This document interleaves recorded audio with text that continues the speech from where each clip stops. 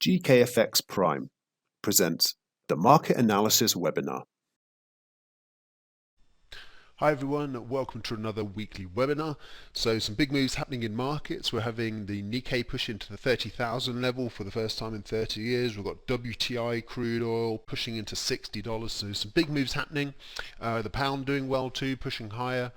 Looks like some dollar weakness coming in from last week. US indices up at record highs. Some stuff going on. Let's have a look at it now. I'll start with the Forex. I'll move through to commodities, indices, and then a bit of crypto at the end.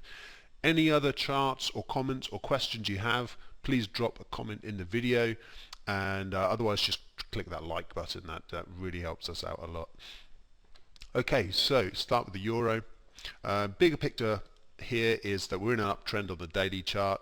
We had some resistance where we'd paused for a few weeks. We rallied up, broke through it. We've come back and tested it, and a strong rally off the retest of the resistance. The resistance became support. So this is all suggestive of a correction and a continuation of the longer term uptrend. So shorter term, we've got our 4-hour chart here, and we can see that this is that correction we were talking about. Here's the strong rally off the low we were talking about. We took out this declining trend line, and we've pulled back to just below the 121 level. We've rallied up from there. It looks to me like we're going to take out these highs and rally up to the the next resistance, which is this old peak here. And when we actually do take out that peak, that would be the kind of confirmation that we need. Just looking at this daily chart of actually taking out and making a higher high. So that would be helpful, and then 122 is just above it, and 123 is basically up where we stalled out last time around. So it's certainly possible that we have a deeper correction, and if we did, 120.50 looks pretty logical. It's the round number. It's also this previous low down here. So if we can't get through these old highs, we drop. That could be an opportunity down there.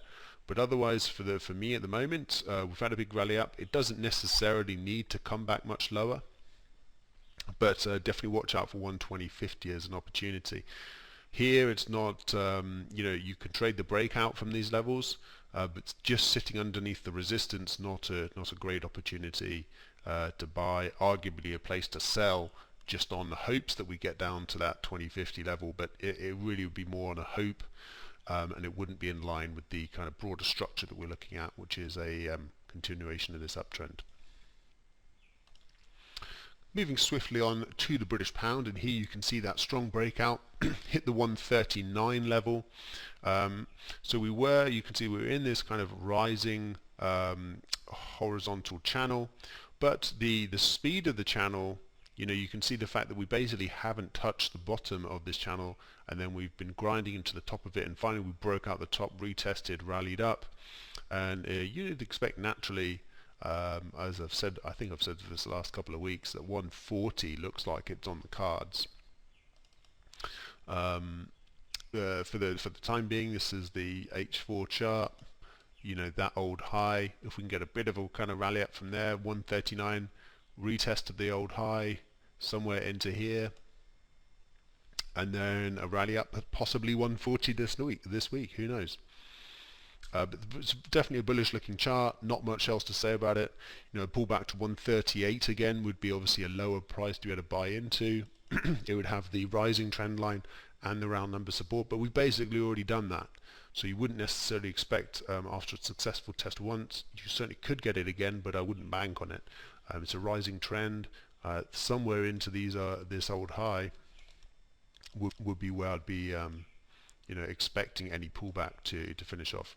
Maybe it could be through there somehow, but it's 138.50 is obviously in the middle somewhere, so look to that old high, 138.50.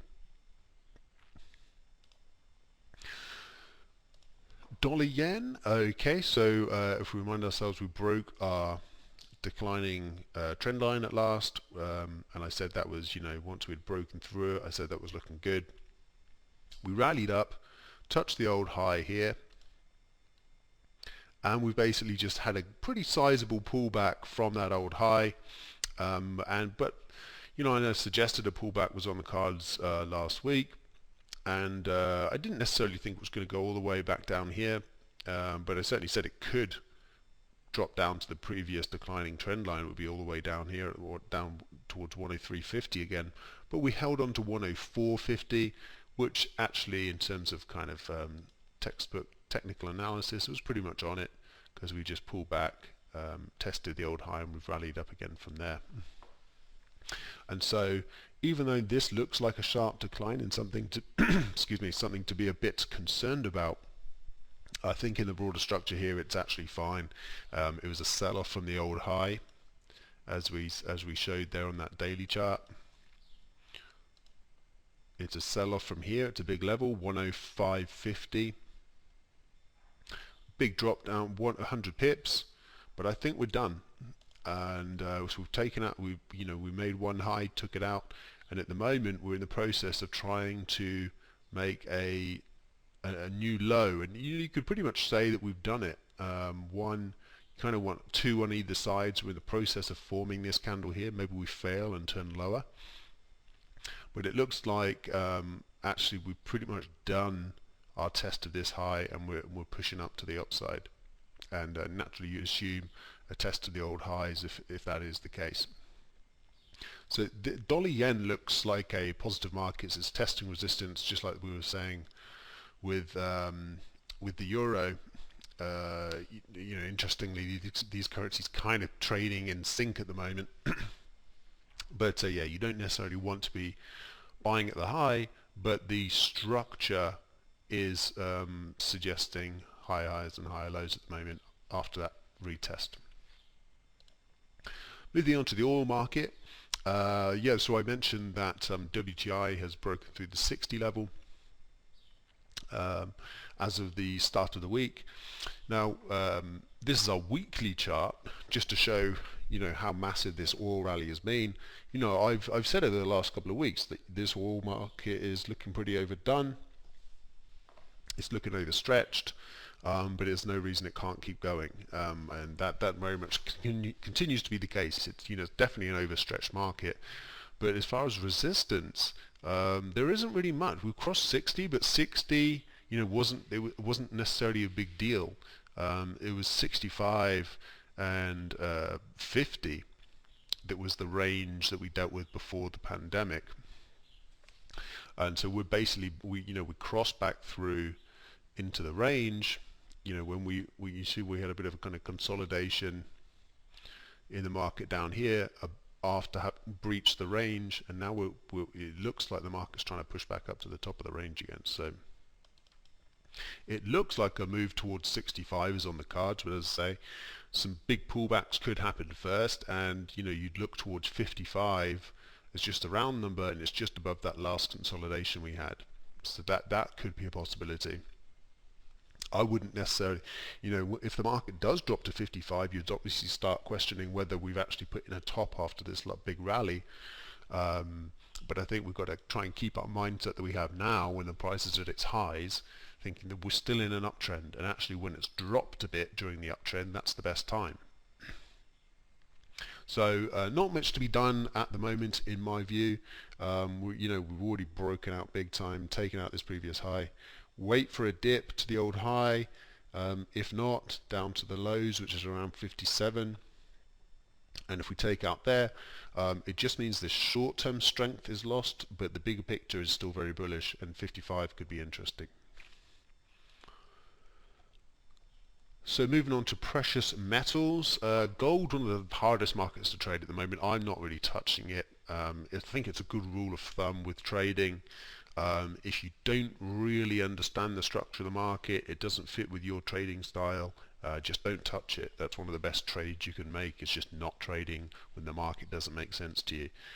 That said, I'll do my best with it. As best as I can see, we're in a longer term bullish trend, as we all know. We've gone through a prolonged we're going through a prolonged correction, and we've basically put in, we've got kind of a solid low in here about literally at current levels that we're testing around at the moment, around 1820, with 1800 being the big number to look out for, and so in terms of the short-term price action, 1820 has been kind of holding us up. We had a drop through there, we rallied up, but we stayed within this channel. We dropped again, or we kind of held on to it.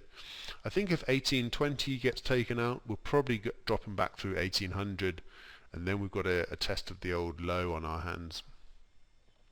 And remember, I mentioned last week, I believe, that a death cross looks imminent in gold, and that doesn't mean dramatically lower prices, but it could mean a dip down through to maybe even 1700 or so, down to these old highs down here. So that would mean from having been up at 2050, we come down to 1700.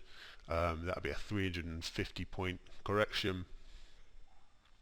And so that would be, that would be a sizable correction, and maybe at that point bulls can resume the picture. But at the moment, some attempts to hold the 1820 level, but it's sort of choppy, not quite working.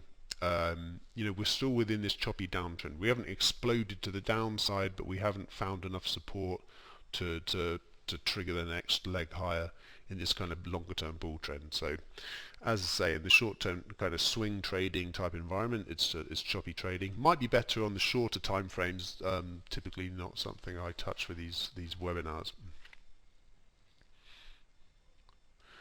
Now I've added silver to the list just because there's been a lot of interest around silver recently, even though it also has been kind of a tricky market to trade.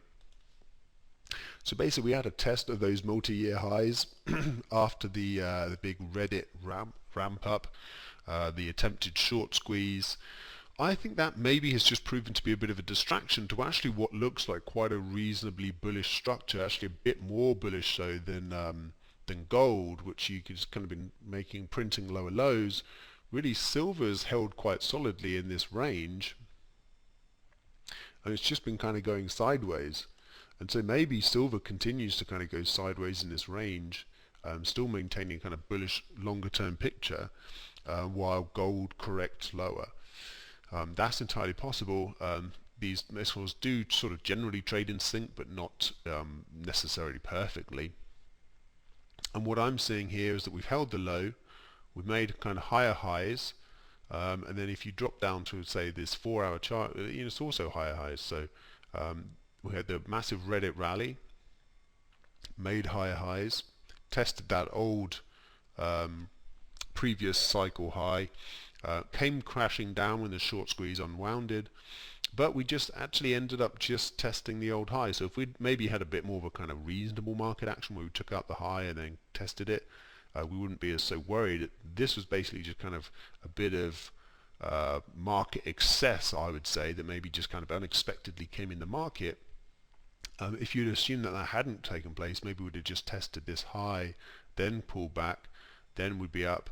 And so you can see that basically we came back, tested the previous high, we've made a higher low at that old high, and then again we've made a higher low up here, and on the shorter term basis we've taken out this little short term trend line and we're pushing up into the old high, having made that high low. So to me it looks like we're actually about to take out these highs again, and maybe gradually make our way back up tentatively to that big 30 level.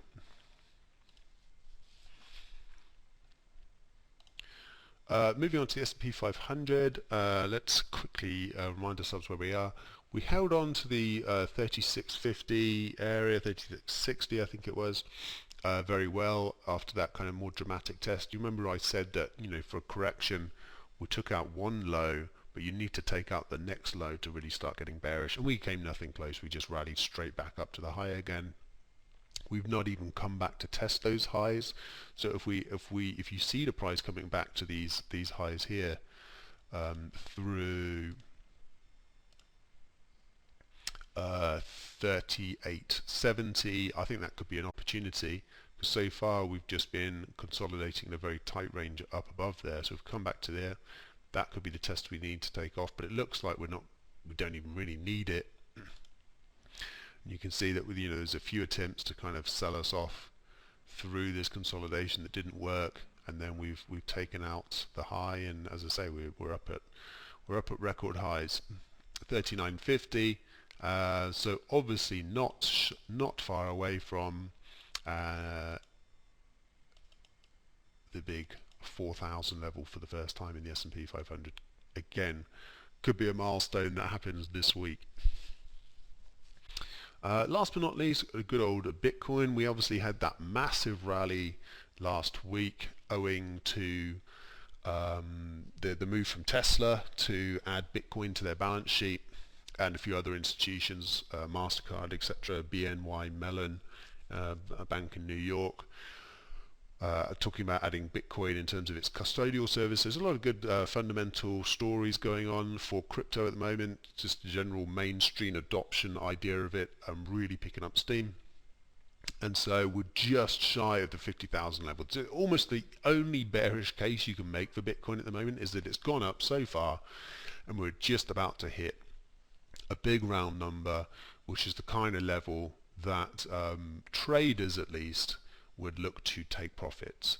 So you've got some long-term holders of Bitcoin that probably aren't going to try and take profits here. They believe in the long-term story. But if you're talking about traders like us, then 50,000 is that kind of big level where you can already see from this chart pattern that basically came up close to 50,000. Some profit taking, ran up again to the old high, profit taking.